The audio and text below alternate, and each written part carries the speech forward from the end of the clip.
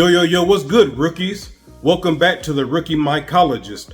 I'm Bass Drop Keys, your friendly neighborhood Negro. And in today's video, we're gonna try something that I've never tried before. So one of the questions that I keep getting on this channel is, can you grow two strains of different mushrooms in the same monotub?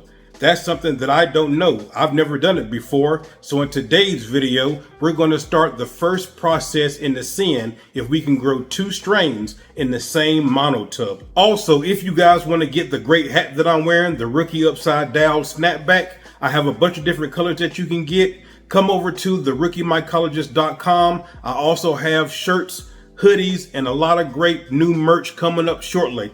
Come get the Rookie Upside Down hat at theRookieMycologist.com. But now that I got all that out of the way, let's go ahead and get into today's video. Can you grow two strains of mushrooms in the same monotub? Let's take the first step into finding that out. Here we go. All right, guys, so let's go ahead and get into this. So the first thing that I want you guys to know is the monotub, the grain, and the substrate that I'm using all came from Northspore. You guys know I love using the Northspore products. You can use the code BassDropKeys to save 10% off any order at northspore.com. But the first thing that I'm going to do is I'm going to label the monotubs because obviously we don't want to get this confused with anything else. What I'm doing is I'm putting the two strains that I'm putting inside the monotub along with today's date, so that way I know exactly what's going on. Now, in my mind, the best way to do this is to have one that's mixed together and one control.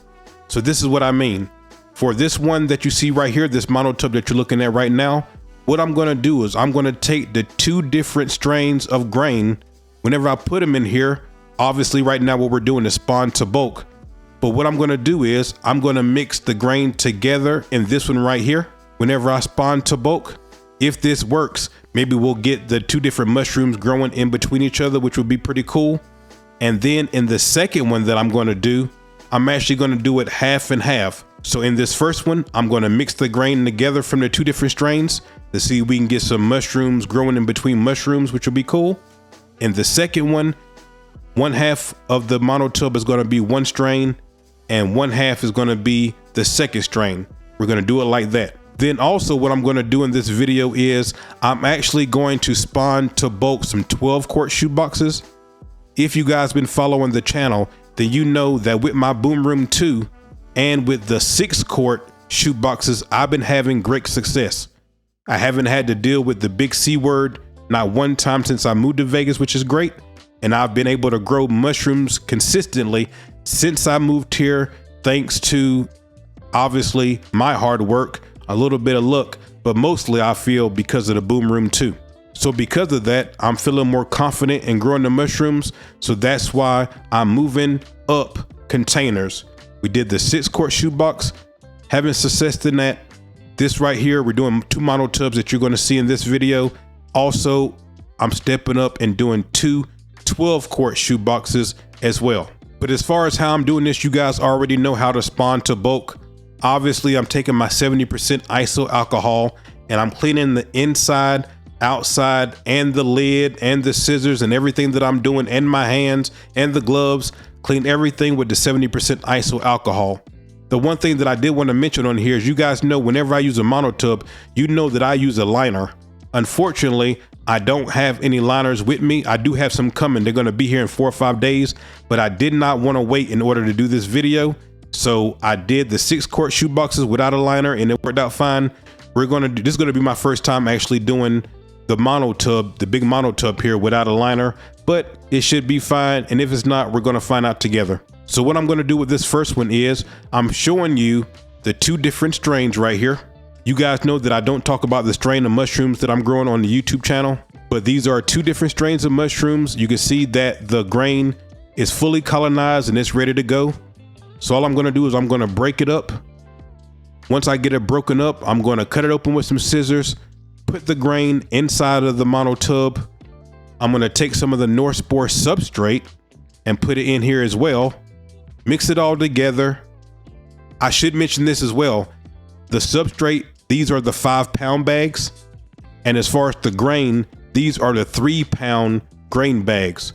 So for this one Monotub, I'm using 6 pounds of grain, 2 different strains, and I'm using 10 pounds of substrate, because what I'm doing is I'm taking the first bag of substrate, I'm mixing it with the grain, and then the second bag of substrate is going to act as my pseudo casing, because you guys know I don't use cocoa coir in order to do a casing layer.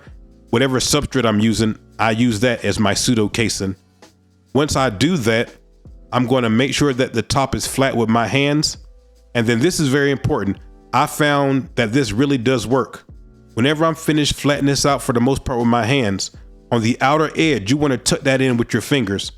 All around the outer edge, it doesn't matter if you're using a 6 quart shoebox or 12 quart or Monotub or whatever you're using.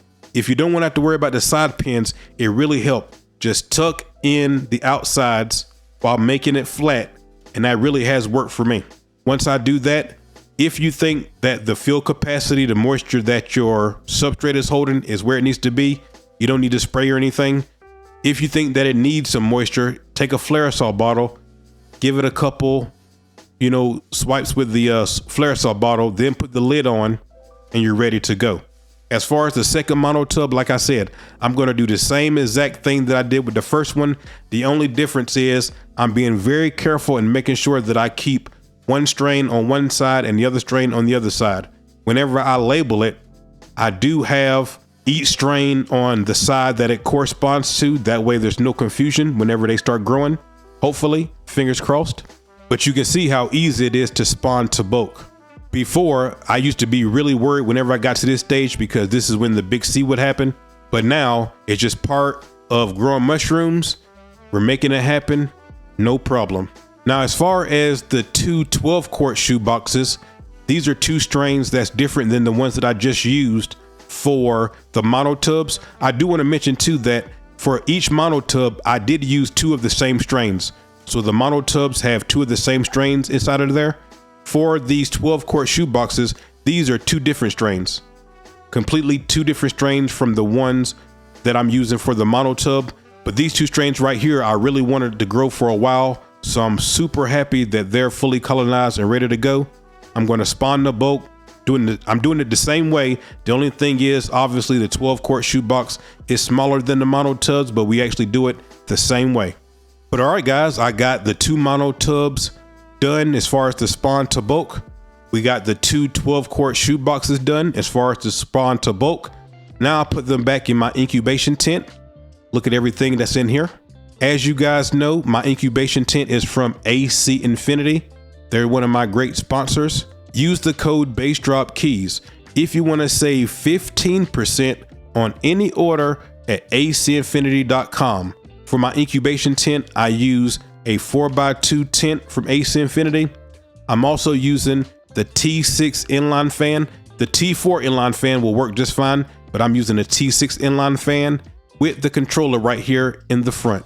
Come over to AC Infinity, get the same setup that I'm using at acinfinity.com. But all right, guys, that's going to do it for today's video. I do want to let you guys know that I dropped episode 2 on my website, bassdropkeys.tv. So if you're interested in seeing episode 2 and the rest of this series, along with all my previous mycology videos, come over to my website, bassdropkeys.tv. Obviously, I wish that my channel wasn't deleted and I could just give you guys everything right here on YouTube, but obviously YouTube doesn't want my type of content on their platform. So if you want to see episode 2, the rest of this series, and all my future and past mycology videos, come support my website.